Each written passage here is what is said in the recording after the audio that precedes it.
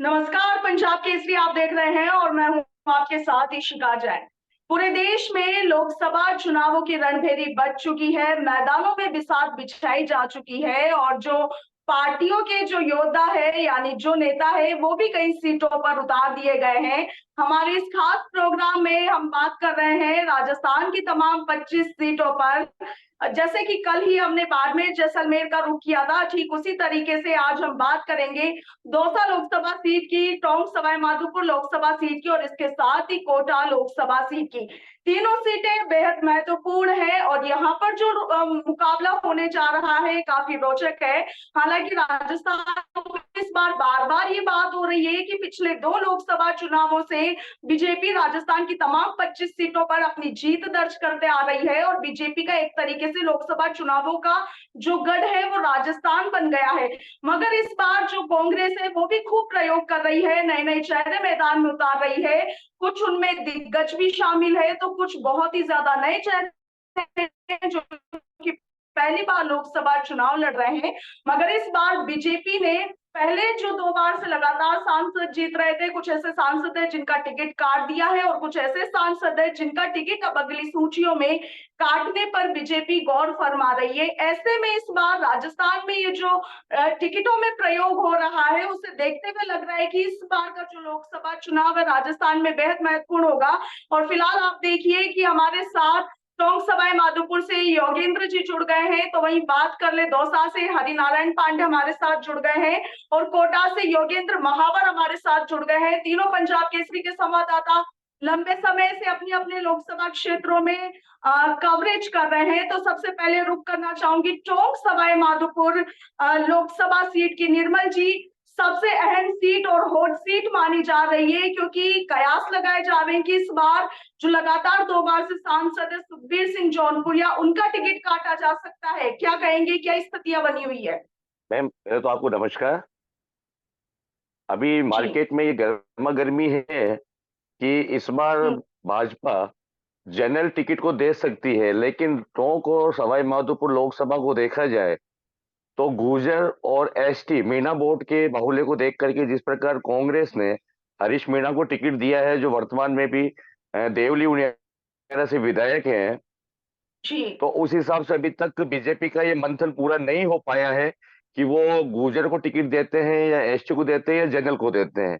लेकिन कयास हम्म। लगाई जा सकती है कि मार्केट में हवाएं हैं कि एक दो दिन में बीजेपी भी अपनी जो सेकेंड लिस्ट है उसमें इस प्रत्याशी को घोषित करेगा कि वो कौन होगा। लेकिन अभी तक की जो गर्मा गर्मी हमने जो नोट करी है, हमारे चैनल के माध्यम से दिखाने की कोशिश करी है, कहा जा जी। सकता है कि हरीश मीणा का दबदबा ज्यादा रहने का उम्मीद है।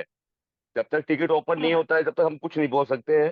और हम्म। इस लोकसभा सीट में पूरा जो कवरेज डिपेंड करता है वो सवाई माधोपुर की अपेक्षा टोंक जिले पे करता है, क्योंकि इसमें जी। मतगणना स्थल भी टोंक ही है और सब कुछ टोंक में ही होना है। हम्म। जी मैम। जी। लेकिन निर्मल, जो अभी कयास लगाए जा रहे हैं कि जौनपुरिया का टिकट काट करके अलका गुर्जर को हरीश मीणा के सामने बीजेपी अपना प्रत्याशी घोषित किया कर सकती है। तो यदि अलका गुर्जर को बीजेपी मैदान में उतारती है हरीश के सामने, तो क्या कुछ समीकरण वहां पर बनते हैं? इस पर एक बार थोड़ा एक्सप्लेनेशन दे। मैम देखिए, जनता की मंशा को तो कोई नहीं देख सकता, जिसके राज जो होता है उसी को मिलता है। लेकिन लगातार दो बार सुखबीर सिंह जी जौनपुरिया रहे हैं, लेकिन उनका सवाई माधोपुर, पर्टिकुलर सवाई माधोपुर जिले से उनका लगाव कम रहा है, टोंक जिले से ज्यादा रहा है। कहा जा सकता है कि टोंक जिले में गुर्जर बाहुल्य क्षेत्र है। उसी चीज को देखते हुए कांग्रेस ने हरीश मीणा को टिकट दिया है, क्योंकि सवाई माधोपुर से एसटी के वोटर ज्यादा है। टोटल इस हम्म। लोकसभा सीट से 10,19,000 समथिंग वोटर्स हैं।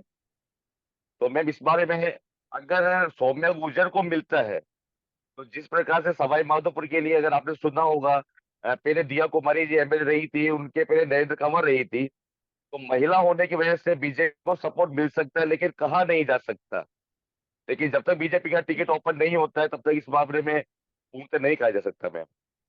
जी, चलिए निर्मल, बने जी। रहिएगा। कोटा का रुख करेंगे, कोटा से योगेंद्र हमारे संवाददाता हमारे साथ जुड़े हैं। कोटा में पिछले 3 लोकसभा चुनावों पे यदि नजर डालें, लगातार ओम बिरला ने अपनी जीत बनाई हुई है, अपना किला उन्होंने कोटा लोकसभा क्षेत्र को बना लिया है। और कोटा बूंदी लोकसभा जो क्षेत्र है वो हाड़ौती में आता है। योगेंद्र, एक बार यहाँ की जो ये जो सीट है, लोकसभा सीट, उसके राजनीतिक इतिहास पर और समीकरणों पर थोड़ी सी नजर डालेंगे। इशिका, मैं आपको बता दूं कि ओम बिरला जो वर्तमान में लोकसभा अध्यक्ष है, वो 2 बार लोकसभा के चुनाव जीत चुके हैं और दूसरी बार सांसद बन चुके हैं।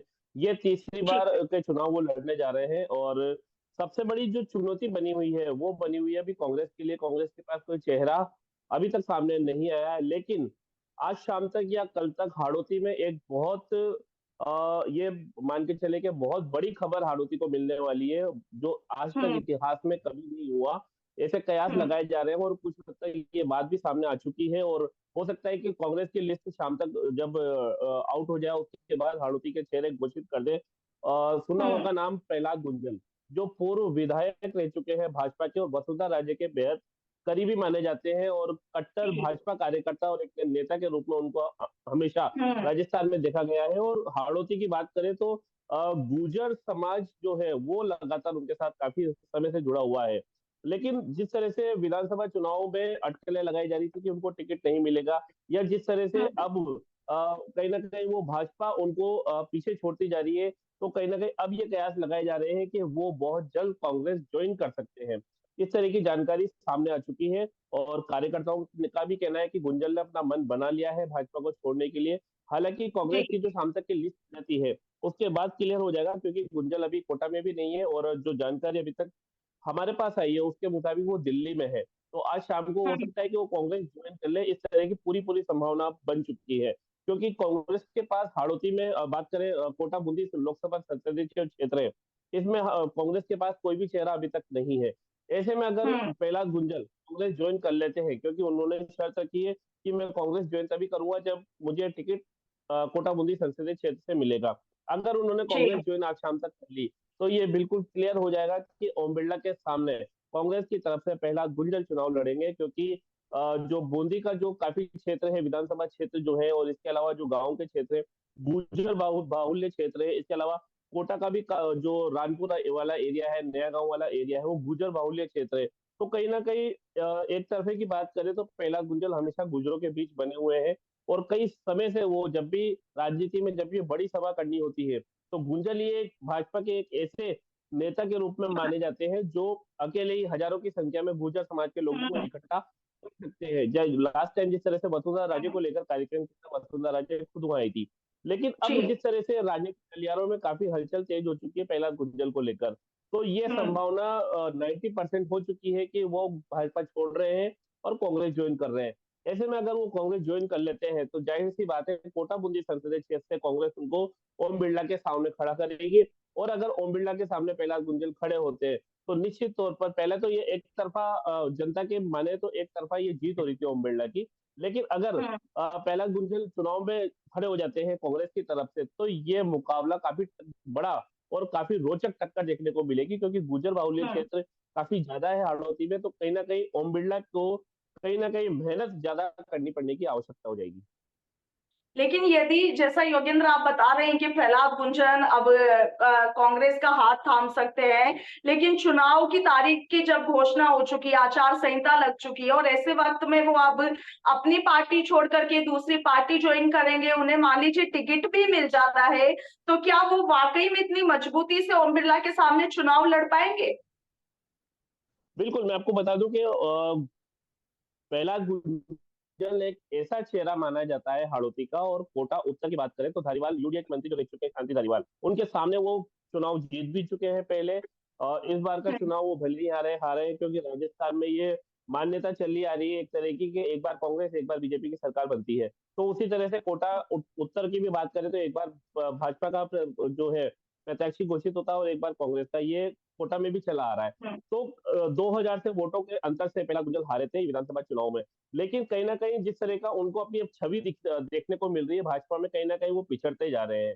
पहले गद्दावर नेता के रूप में भाजपा में वो माने जाते थे, हजारों की संख्या हम्म। में वो भीड़ इकट्ठा कर सकते थे। लेकिन अब जिस तरह से ये कयास लगाए जा रहे हैं और काफी हद तक ये बात अब सच भी साबित होती जा रही है, जैसे जैसे शाम ढलती जा रही है और जैसे जैसे अब कांग्रेस की लिस्ट का इंतजार किया जा रहा है, क्योंकि कांग्रेस की लिस्ट में भाड़ूती के नामों की चर्चा काफी तेज हो चुकी है। और जो जो कांग्रेस के हमारे लोग हैं, जिनसे हमारी बातचीत हुई है, उन्होंने अनऑफिशियली हमें जरूर बता दिया कि कोटा बूंदी संसदीय क्षेत्र में एक बहुत बड़ा चेहरा सामने आने वाला है, जो भाजपा को छोड़कर कांग्रेस ज्वाइन करेगा। जी, तो ये सब चीजें चलिए देखने के बाद जी जी चलिए योगेंद्र, एक बार फिर से आपकी ओर लौटूंगी, मगर उससे पहले दौसा का रुख करना चाहूंगी। दौसा से हमारे साथ एचएन पांडे जुड़े हैं। तो क्या लगता है, दौसा लोकसभा को हमेशा से पायलट फैमिली का गढ़ माना जाता रहा है, लेकिन हरिनारायण जी पिछले 2 बार से क्या हो रहा है कि पायलट फैमिली के गढ़ में सेंध लगी है और लगातार बीजेपी के जो प्रत्याशी है वो लोकसभा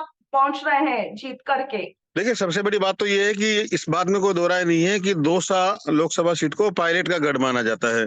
यहाँ से राजेश पायलट ने चुनाव लड़ा है, यहाँ से सचिन पायलट ने चुनाव लड़ा है। और बात की जाए तो इनकी जो सचिन पायलट जी है, उनकी माँ रमा पायलट ने भी यहाँ से राजेश गुजरों में एक अच्छी पकड़ रखते हैं सचिन पायलट। और केंद्रीय स्तर के बड़े नेता भी हैं, जिसके चलते इसे दौसा को पायलट का गढ़ कहा जाता है। इससे पूर्व दौसा को अगर कहा जाए तो पटना और शर्मा का गढ़ भी कहा जाता था, क्योंकि वो कांग्रेस से चुनाव लड़ते थे और दौसा के वो रहने वाले थे। लेकिन हरिनारायण, इस बार कहा जा रहा है कि वर्तमान जो सांसद है बीजेपी की ओर से जसकौर मीणा, उनका टिकट काटा जा सकता है। उनकी जगह डॉक्टर किरोड़ी लाल मीणा, जो कि वर्तमान में कृषि मंत्री, उनके भाई को टिकट सौंपा जा सकता है। क्या स्थिति है वहां पर, इस पर थोड़ा बताएं। देखिए, इसका ये कयासों का बाजार है, किसी भी तरह के अंदाजा लगाना कोई ज्यादा मुश्किल चीज इस समय नहीं है, क्योंकि लोकसभा के लिए भी प्रदेश घोषित नहीं है। उससे जो विचार है वो है, लेकिन सच्चाई तो ये भी है कि डॉक्टर किरोड़ीलाल मीणा की यदि बात की जाए तो डॉक्टर किरोड़ीलाल मीणा खुद तो यहाँ से चुनाव लड़ेंगे। चलिए टोंक का एक बार फिर से रुख करेंगे। टोंक सवाई माधोपुर सीट ऐसी लोकसभा सीट, टोंक से अभी वर्तमान में कांग्रेस के जो दिग्गज नेता है सचिन पायलट, पूर्व उप मुख्यमंत्री भी रह चुके हैं, वो विधायक है। और अभी पहले कयास लगाए जा रहे थे निर्मल की टोंक सवाई माधोपुर से सचिन पायलट को मैदान में उतारा जा सकता है, मगर हनीश मीणा को टिकट मिल गई है। और बीजेपी की लिस्ट में अब माना जा रहा है कि अलका गुर्जर का नाम आने वाला है।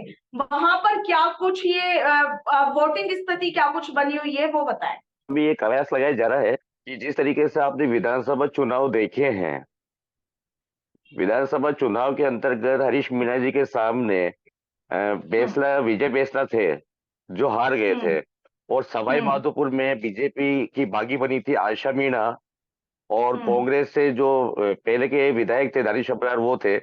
तो उस टाइम पे भी आपने देखा होगा, नोट करा होगा, मीणा लोगों ने डॉक्टर किरोड़ीलाल मीणा को एक तरफा सपोर्ट करके उनको भारी मतों से जिताया था।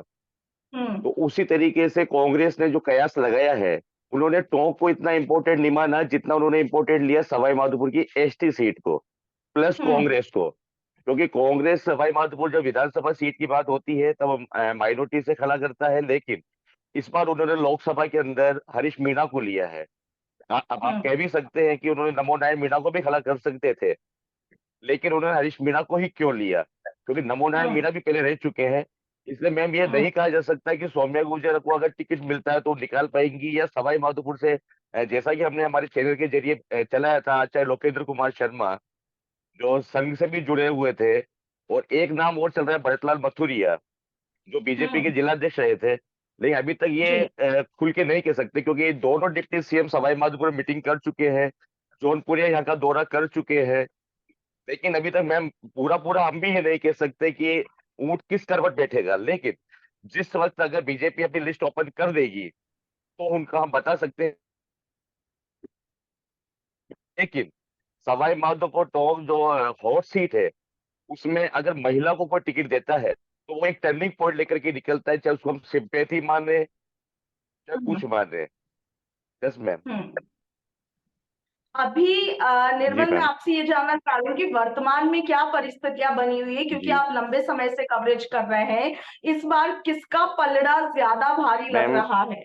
मैम, जो मैं सवाई माधोपुर विधानसभा क्षेत्र की अगर मैं बात करूं, लोकसभा की नहीं, तो सवाई माधोपुर की जनता ने डॉक्टर किरोड़ीलाल मीणा को बहुत उम्मीदों के साथ जिताया था। लेकिन वही जनता अब ये कहते हुए मिल रही है कि उनको मंत्री गलत बना दिया, क्योंकि मंत्री बनने के बाद उनके पास पूरी राजस्थान की जिम्मेदारी आ गई, तो सवाई माधोपुर तरफ उनका ध्यान नहीं है। दूसरा, कि जैसा देखा जाए कि एसटी समुदाय का जो एक बहुसंख्यक जो इनका रेशो होता है, उस रेशो को देख करके इस बार भाजपा के अंदर ये है कि हमेशा सवाई माधोपुर जनरल सीट होने के बावजूद भी एसटी को सीट क्यों दी जाती है, जनरल नेता क्यों नहीं है। तो हम्म। इसलिए अभी तक सभी बीजेपी कार्यकर्ता इसी कयास में लगाए बैठे हैं कि टिकट किसको मिलता है। अगर गुर्जर बाहुल को मिलता है तो भी, और एसटी बाहुल को मिलता है तो भी, इस बार सवाई माधोपुर जिले का जो रुख रहेगा वो जनरल व्यक्ति के साथ रहेगा। अब जनरल वो निर्दलीय उतरता है या टिकट के जरिए उतरता है, ये तो टिकट ओपन होने के बाद ही पता चलेगा। जी, जी। चलिए कोटा का रुख करेंगे योगेंद्र। कोटा में पहले तो स्थानीय मुद्दों की बात करेंगे कि जनता के क्या कुछ मुद्दे हैं, खास मुद्दे जिन पर जो लोकसभा चुनाव है उसका एक आधार तैयार होगा, एक वोट बैंक तैयार होगा दोनों पार्टीज के लिए। दूसरा, मैं ये जानना चाह रही हूँ कि वहां पर अभी भी मोदी लहर का प्रभाव है या फिर कांग्रेस की ओर से जो प्रत्याशी घोषित किए जाने हैं उनको लेकर भी माहौल है। इशिका, मैं आपको बता दूं कि चुनावी मुद्दे, सभी पार्टियां अलग अलग चुनावी मुद्दे अपने करती है। कोई विकास की बात करती है, कोई जनता के बीच में रहकर काम की बात करती है, लेकिन चुनाव जीतने के बाद सब सामने आ जाता है कि कौन कैसे काम करता है। लेकिन आम जनता की जो उम्मीद, अगर अपन बात करें, पूरे हाड़ौती की बात करें, तो आम जनता की उम्मीद है कि हाड़ौती के कई ऐसे क्षेत्र हैं जहां पर आज भी लोग पानी के लिए तरस रहे हैं, पेयजल का संकट अभी भी बना हुआ है। पहाड़ी इलाकों में जो लोग रह रहे हैं वहां तक पानी की पाइपलाइन नहीं पहुंच पा रही है। कोशिशें बहुत की गई है लेकिन अभी भी काफी समस्या अभी तक बनी हुई है। इसके अलावा सबसे बड़ा मुद्दा है बिजली का। बिजली की कटौती जिस तरह से बार बार होती है ग्रामीण क्षेत्रों में, तो वो बिजली की कटौती ना हो, या उसका एक टाइम फिक्स हो ताकि लोगों को समस्या ना आए और पावर ग्रिड पर भी ज्यादा प्रेशर ना पड़े। जब भी जो प्रत्याशी हैं, जैसे ओम बिरला की अगर बात करें, तो ओम बिरला लगातार जनता के संपर्क में शुरू हो चुके हैं जाना, और उन्होंने आश्वासन दिया है कि जो भी समस्या है वो दूर की जाएगी। एयरपोर्ट एक सबसे बड़ा मुद्दा कोटा का है, जो काफी बिल्कुल। बड़ा सपना माना जाता है कोटा का। और एयरपोर्ट की कह सकते हैं कि काफी जो समस्याएं हैं वो ओम बिरला ने दूर करवा दी है। चाहे वो हाई टेंशन लाइन की हो, चाहे वो रनवे को लेकर हो, इसके अलावा जो वन विभाग की जमीन है। तो माना माना जा सकता है कि जो अगला कार्यकाल जिसका भी रहता है, तो हो सकता है कि एयरपोर्ट की जो परेशानियां छोटी मोटी बाकी हैं वो भी दूर हो जाए, और एयरपोर्ट का सपना जो है कोटा वासियों का, पूरे हाड़ौती वासियों का जल्द पूरा हो जाए। इसके अलावा जो अगर क्योंकि कोटा को शिक्षा नगरी के नाम से भी जाना जाता है और लाखों की संख्या में स्टूडेंट कोटा में पढ़ाई कर रहे हैं, लेकिन कुछ दिनों से, या कह सकते हैं कुछ महीनों से, इस तरह की घटनाएं कोचिंग स्टूडेंट्स के साथ सामने आ रही है, तो कहीं ना कहीं कोटा की जो छवि है वो खराब हो रही है। तो इसके लिए ओम बिरला लगातार प्रयासरत है, और ओम बिरला ने मीटिंग भी करी है। इसके अलावा लोकसभा अध्यक्ष होने के नाते मैं बात कर रहा हूँ, लोकसभा अध्यक्ष होने के नाते उन्होंने कई बार मीटिंग करी है, और कोटा की जो छवि बिगड़ी हुई है उसको साफ जी। सुधारने की कोशिश यहाँ पे की जा रही है। अगर राजनीतिक मुद्दों की बात की जाए तो राजनीतिक मुद्दे सब अपने अपने तरीके से अपने अपने बता रहे हैं, लेकिन कहीं ना कहीं जो नाराजगी है वो भी साफ तौर पर देखने को मिल रही है। लेकिन अभी तक सबसे बड़ी जो चैलेंज बना हुआ है वो कांग्रेस के लिए बना हुआ है, क्योंकि हाड़ौती में दो लोकसभा सीट है, कोटा बूंदी संसदीय क्षेत्र, और इधर बात करें तो झालावाड़ और बारां संसदीय क्षेत्र। दोनों तरफ जी। से भाजपा ने अपने घोषित कर दिए हैं। कोटा बूंदी से ओम बिरला को, और बारह झालावाड़ जो संसदीय क्षेत्र है वहां से दुष्यंत सिंह को, जो कि वसुंधरा राजे के बेटे हैं, जो कि पहले सांसद रह चुके हैं और अब वर्तमान में वो सांसद भी हैं। और लेकिन कांग्रेस की तरफ से भी कोई चेहरा ना आना बहुत कुछ जो है सामने ला रहा है। अक्सर इस बार काटे की इसलिए देखने को मिल रही है, जिस तरह से मैंने पहले बताया कि कैलाश गुंजल का नाम जो चल रहा है, अगर वो फाइनल हो जाता है तो वास्तव में एक चुनौती ओम बिरला के सामने भी खड़ी हो जाएगी, क्योंकि गुजर बावली क्षेत्र में जिस तरह से कैलाश गुंजल ने पकड़ बना रखी है, हाड़ौती में किसी भी दिग्गज नेता ने नहीं बना रखी। मैं दूसरे नेता की बात नहीं करता, लेकिन जो दिग्गज नेता है जिनको वास्तव में राजस्थान में पहचान बनी हुई है, उन्होंने भी अभी तक पकड़ नहीं बनाई है। तो ये चैलेंज जरूर बना हुआ बन जाएगा ओम बिरला के सामने। और अगर मुद्दों की बात की जाए तो काफी मुद्दे जनता के आज भी बने हुए हैं जो दूर नहीं हुए हैं। प्रत्याशी घोषित होते हैं, पार्टियां बनती हैं, जाती हैं, लोगों से मिलती हैं, आश्वासन देती है समस्या दूर होने का, लेकिन समस्या दूर नहीं होती है। उसके बाद जब वापस जाती है तो काफी विरोध का भी सामना प्रत्याशी को करना पड़ता है। ग्रामीण क्षेत्र में आज भी जो है बिजली की समस्या को लेकर जो गांव के लोग हैं उनसे हमारी बातचीत होती है, तो उनका कहना है कि सबसे बड़ी जो समस्या बनी हुई है वो बिजली की बनी हुई है, क्योंकि गर्मी जैसे ही आती है तो सबसे ज्यादा प्रभाव जो पड़ता है वो ग्रामीण क्षेत्रों में पड़ता है। वहां पर 3-3, 4-4 घंटे, 5 घंटे, 6 घंटे तक बिजली की कटौती होती है। तो उनको जो खेतों में काम करना होता है वहां पर काम नहीं हो पाता। इसके अलावा रोजमर्रा की जो जिंदगी में जो बिजली से मौजूदा जो काम है वो नहीं हो पाते। तो अब की बार जो है उनकी सबसे जी बड़ी जो मांग है वो बिजली को लेकर ही है, क्योंकि हाल ही में ओम बिरला भी जब बूढ़ाजीत और इटावा के दौरे पर गए थे तो वहां पे भी ग्रामीण क्षेत्रों ने उनसे बिजली की मांग की थी। तो उन्होंने कहा था कि बिजली की जो समस्या है वो जरूर दूर की जाएगी और जो भी पावर जी स्टेशन अगर लगाने होंगे जीएसएस के वो लगाए जाएंगे। जी हरिनारायण जी, दौसा से आप हमारे साथ जुड़े हैं। हरिनारायण, कहा जा रहा है कि एक तरफ बीजेपी से किरोड़ी लाल मीणा के जो भाई है जगमोहन मीणा, उन्हें टिकट मिलेगा, और कांग्रेस से पायलट कैंप के माने जाने वाले मुरारी लाल मीणा पर इस बार दांव खेले जाने की बात है। दावों में कितनी सच्चाई है, और स्थानीय तौर पे देखें तो क्या कुछ माहौल बना हुआ है? देखिए, इसी का सबसे बड़ी बात तो ये है कि दौसा से मुरारीलाल मीणा अपने खुद के चुनाव लड़ने की जो बात है उससे कई बार इनकार कर चुके हैं। उन्होंने कई बार कहा है कि मैं दौसा लोकसभा से चुनाव नहीं लड़ूंगा। अब बात की जाए अगर किरोड़लाल मीणा के भाई की, तो बिल्कुल इसमें कोई दो राय नहीं है कि किरोड़लाल मीणा का जो भाई है जगमोहन, उनका नाम भी बीजेपी की लिस्ट में कहीं ना कहीं सांसद के टिकट के तौर पर देखा जा रहा है और माना भी जा रहा है कि टिकट के लिए ये प्रयासरत है। लेकिन दौसा जो वर्तमान सांसद है जसपुर मीणा की बात की जाए तो वो अपनी बेटी अर्चना मीणा को यहाँ से टिकट दिलाने की इच्छुक है और जिसके लिए बराबर प्रयास भी लगातार दोनों तरफ से जारी है। अच्छा, तो कांग्रेस की ओर से कौन हो सकता है? यदि मुरारी लाल मीणा बार बार मना कर रहे हैं तो फिर और कौन बचता है दावेदार के रूप में जिन्हें हम देख सकते हैं? इसी का दौसा से अभी कांग्रेस के रूप में यदि कोई दावेदार के रूप में देखा जाए तो मुरारीलाल मीणा से ऊपर नाम किसी का भी नहीं है और संभवतः लगभग उम्मीद नहीं तय भी मानो कि मुरारीलाल मीणा ही दौसा से लोकसभा का कांग्रेस के टिकट पर चुनाव लड़ेंगे। अच्छा हरिनारायण, दौसा लोकसभा सीट को मीणा बाहुल्य क्षेत्र माना जाता है, और अधिकतर यहाँ पर जो दोनों पार्टियां हैं वो मीणा मीणा ही अपना प्रत्याशी उतारती है। और इस बार भी जो समीकरण बन रहे हैं, जो देखा जा रहा है, तो दोनों ओर से मीणा मीणा ही प्रत्याशी होने वाले हैं। मगर इस बार क्या माहौल बना हुआ है? क्या लगता है कि किरोड़ी लाल मीणा के भाई जीत पाएंगे, या फिर मुरारी लाल मीणा जो कि पायलट कैंप के माने जाते हैं? और क्योंकि राजेश मीणा पायलट के जो पिता है, माफ कीजिएगा, राजेश पायलट, उन्होंने लंबे समय से लंबी राजनीतिक पार्टी दौसा में खेली है और कई बार सांसद भी चुनकर वो लोकसभा पहुंचे हैं दौसा से। तो जो जीत का ताज है वो किसके ऊपर, किसके सर के ऊपर सजने के चांसेस ज्यादा है? इसी का देखो ये बात कहना बहुत जल्दबाजी होगी क्योंकि अभी दोनों ही खेमों से, ना भाजपा से और ना कांग्रेस से, टिकट खुलकर सामने कहीं से भी नहीं आए हैं। केवल कयासों का बाजार है और कयासों के बाजार में अभी तक अगर बात की जाए तो भाजपा यहाँ से भारी है। कहने का मतलब अगर भाजपा किसी को टिकट देके आज की सूरत में भेजती है तो आज की सूरत में उम्मीद लगाई जानी चाहिए कि दौसा से भाजपा का टिकट लगभग फाइनल होकर और लोकसभा पहुंचेगा इसी का।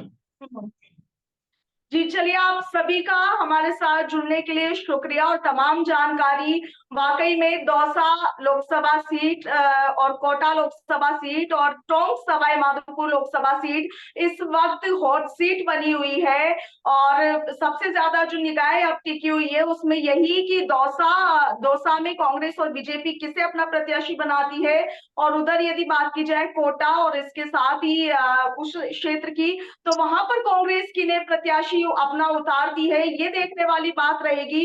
तमाम जानकारी साझा करने के लिए आपका शुक्रिया। और हमारे जो दर्शक है, जो इन सीटों से जुड़े हुए हैं, वहां के स्थानीय निवासी, आप लोगों के क्या मुद्दे हैं, कमेंट सेक्शन में जरूर बताएं। फिलहाल के लिए इतना ही। नमस्कार।